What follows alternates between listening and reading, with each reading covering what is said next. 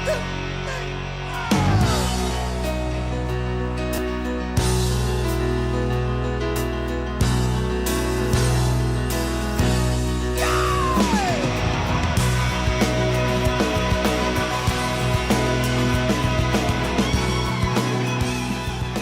morning. Welcome back to the Broadcast Retirement Network.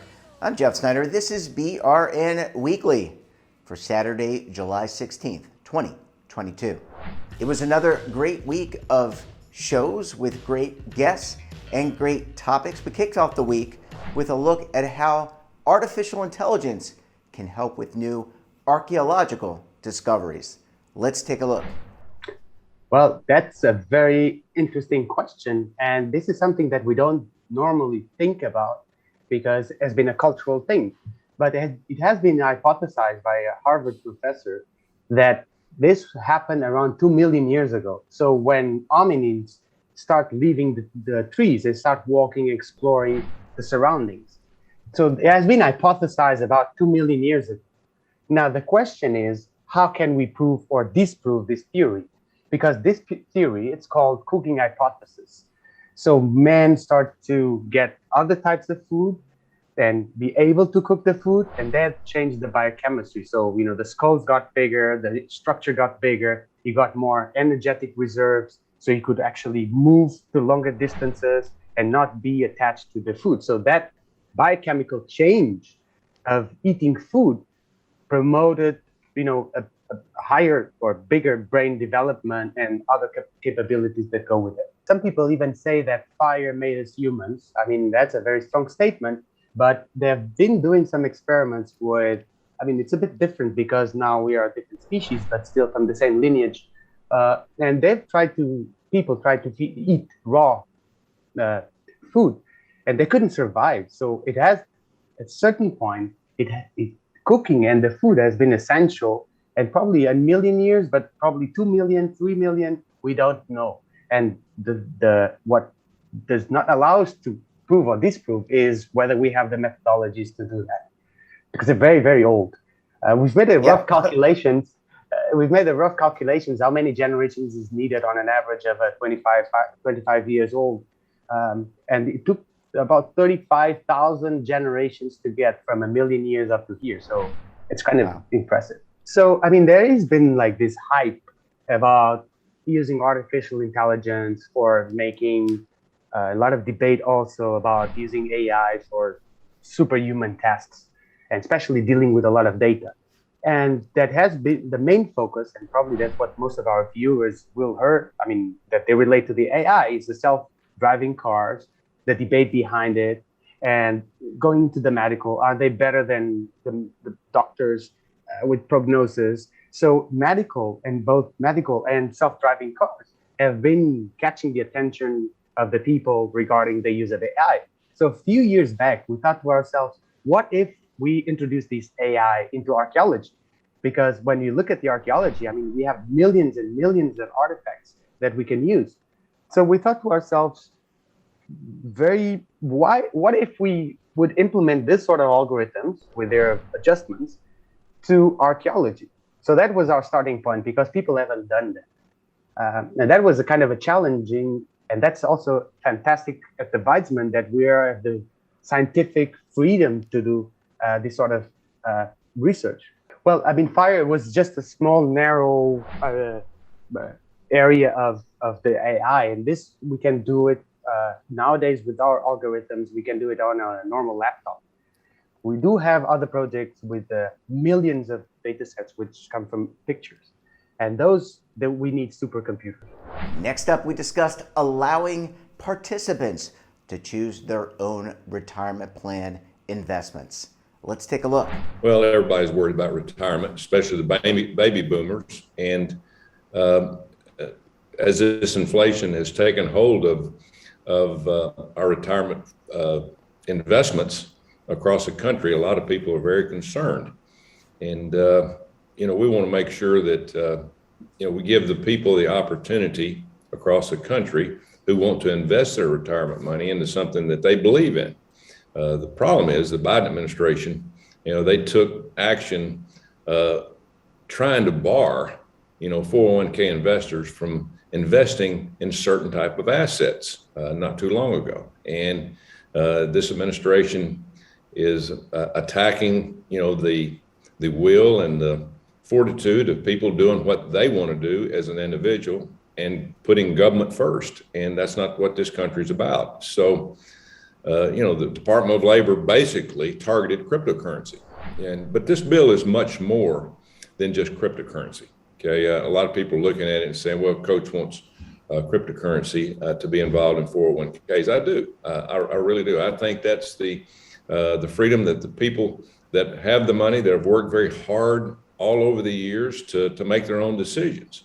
But it's not just about cryptocurrency. It's about the ability to go out and say, listen, I believe that putting this money here, whether it's a stock or a retirement fund, gives them the whereabouts to think that, hey, they're doing the right thing. Now, this could be about a stock that manufactures guns. This could be a stock that manufactures and is involved in fossil fuels. So it's not just cryptocurrency. So Financial Freedom Act it basically says, listen, the citizens of this country have the right to invest their hard-earned money that they've worked all their life to get involved in whatever they want to.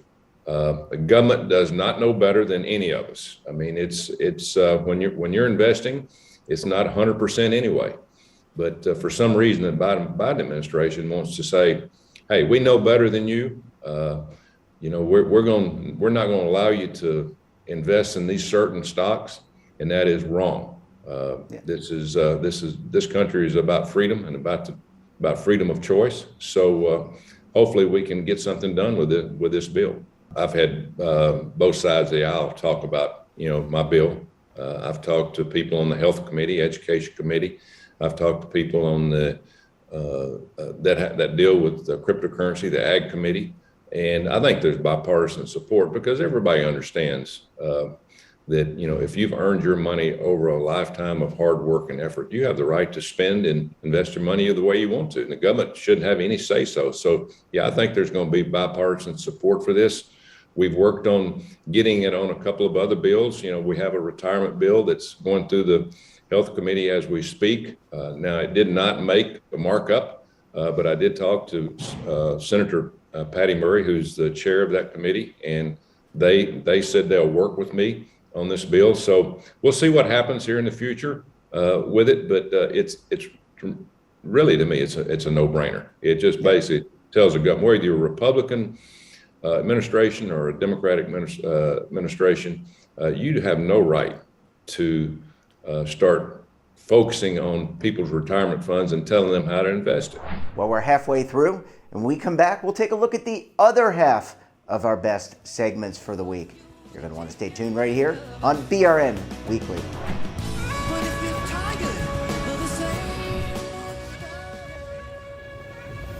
Imagine a new television network that will make you richer, healthier, and in control of your financial future.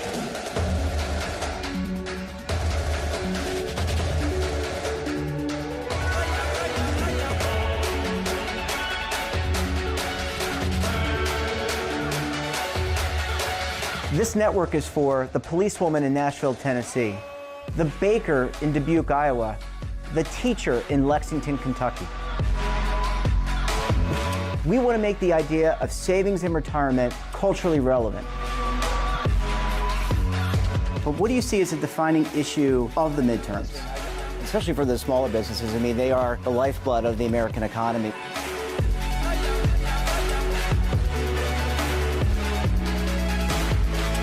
Featuring exclusive interviews, current affairs, and docuseries. 33 years old, you retired early. The philosophy is money only matters if it helps you live a life that you love. But you got to start thinking about retirement as soon as you get in. The Broadcast Retirement Network will drive very high engagement with premium partnerships. So this isn't retirement and savings for your parents or grandparents. This is for all Americans. And we're going to change the way you think about money.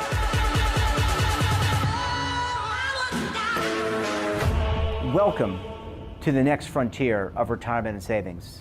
This is BRN, the Broadcast Retirement Network. Are you stuck with a low credit score? A credit report and score that's causing you to be denied credit or pay higher interest rates than others for the same things? Then do what Terrence did and call Credit Repaired for your free credit evaluation to help restore your credit. I started thinking about buying a new house, and my score wasn't where I needed it to be. I called and spoke with one of the representatives, and we just had a good conversation, and I liked what he was saying. Just one call for his free credit evaluation was all it took to start back on the track to repairing his credit. I'm seeing the deletions and I'm getting the report, so I know something's being done. It does make a difference to me. All it takes is one call to get started. Credit Repair has given me a second chance to have a better credit score. Don't let a low credit score hold you back another day. Do what Terrence did and make the call for your free credit evaluation. Call 800-819-4152. That's 800-819-4152. Again, 800-819-4152. Welcome back. Next up, we discussed, can you still make friends as an adult?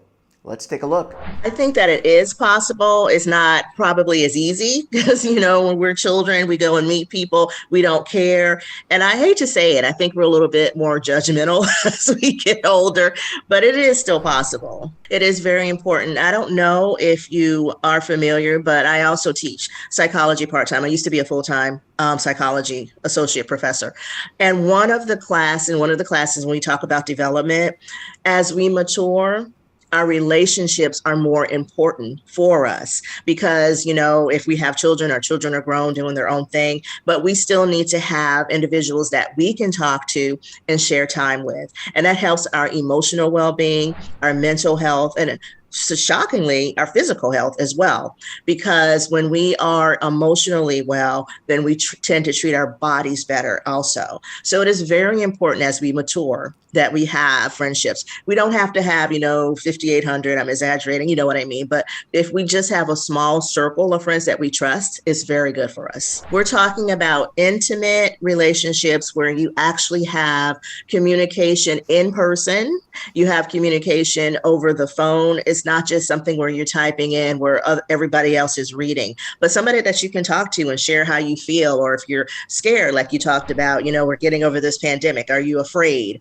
Who can you share that information with? People you can go out with that share similar interests. If you like golfing, if you want to start a book club, somebody that you can actually have a true intimate connection with. Well, because we have learned that sometimes we cannot be as open. That's one thing. We have developed our own morals and somebody may not agree with our morals. So we have to find people that are compatible to us. And I think as we mature, we're afraid. What is the word that I'm looking for? There's a word that I'm looking for. Self-disclosure. We're afraid to have that self-disclosure because we don't know if that person is going to agree with us. And so I think that is also a fear. But I want to share something with you.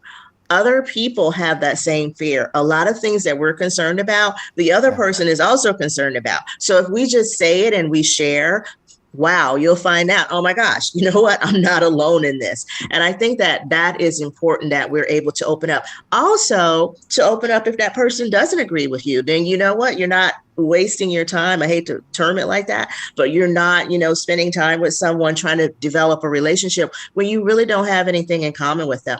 So it is important to kind of get over that fear, self-disclose, share what it is that you feel is important, and find out if that person feels the same way. I just have one sentence to say to you. We are not clones. So it's like, do not expect everybody to agree with you 100%. I didn't know that you were a musician. I'm having a conference. You might have to be our entertainment. There you go. There you go. Well, I'm always available to travel. We just have to clear everything with my wife and 2 cats. Oh, okay. Oh my gosh. But I want to repeat that. A lot of times that is something, we're not clones just because we don't agree. To be honest with you, my best friend is opposite. Everybody cannot understand why we're best friends because we're pretty much opposite. But there are things that we have in common. And I think it makes it more interesting because we do have a mutual respect for each other. And so that is more important than actually having everything in common. And finally, are you buying a used car? Well, we discussed mobile car inspections and maintenance. Let's take a look. People are keeping their cars longer. It's very difficult. We're seeing some dealerships with only 36 hours worth of inventory. So prices are going up. And so it's really important to know what you're buying and that, at least understand if you buy it, then maybe what those maintenance and servicing costs will look like. Every state obviously has lemon laws and you can look those up, and there are some protections when you're buying used cars. But behind a house, a car is about the second most expensive asset, even if it's depreciating, an asset that you're going to purchase. And so knowing that, of course you can I always think about it as like bring your own senses to when you're looking at a car, like what does it look like? Do you see dents? And what is the smell? If there's a musty odor, maybe that's a filter problem. If you're looking under the hood and you're, looking at the engine, there might be an oil leak. If you really want to crawl under, you can look at things. So you're right. Like people, when they go and look at used cars, can certainly do some of it, but we really think that, not just our service, but for customers wanting a data-driven approach about what is that car really, looking like, and what's what is the potential maintenance costs down the road. It's very different if it's a Honda Civic and we tell you might need tires in a couple months.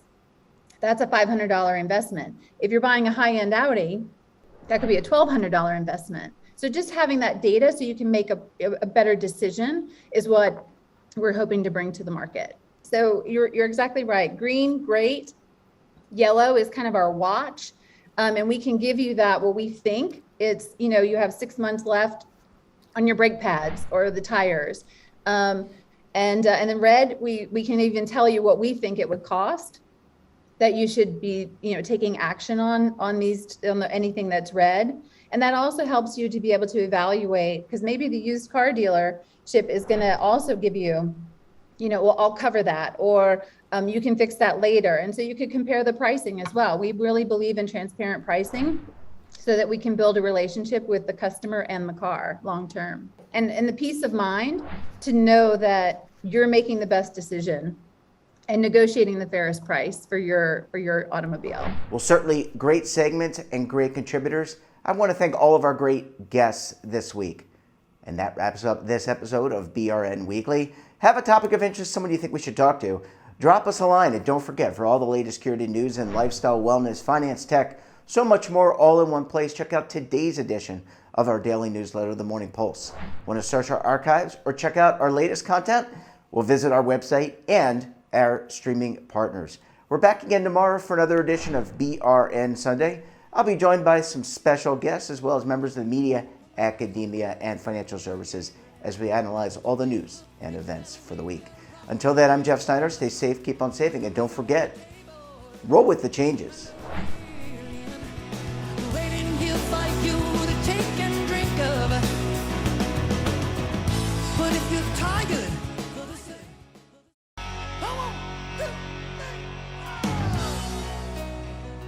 Now is your opportunity to co-create content around any topic on the First Lifestyle and Wellness Network. Reach a global audience through our platform and co-own exclusive branded content.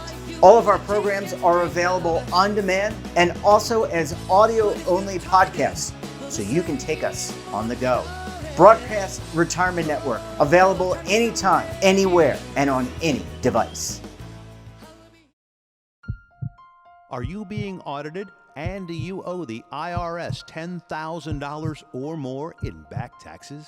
Is the IRS threatening to take more of your money? Don't fight the IRS alone. The Tax Doctor is here to help you negotiate your tax bill and reduce your stress. The IRS can freeze your assets and seize your bank accounts, but you can stop these IRS actions.